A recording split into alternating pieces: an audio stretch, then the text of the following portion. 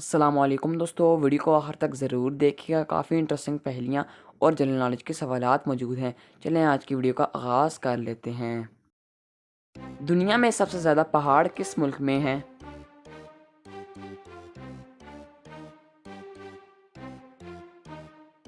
जवाब है दोस्तों स्विट्ज़रलैंड में।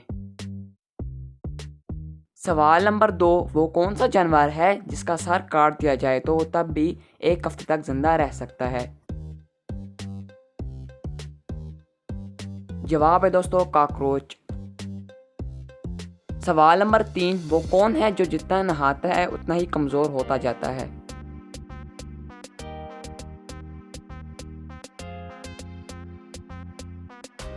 जवाब है साबुन।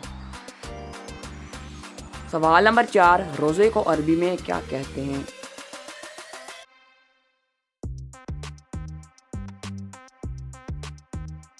जवाब है सोम। सवाल नंबर 5, किस मुल्क की करेंसी वाटर प्रूफ है?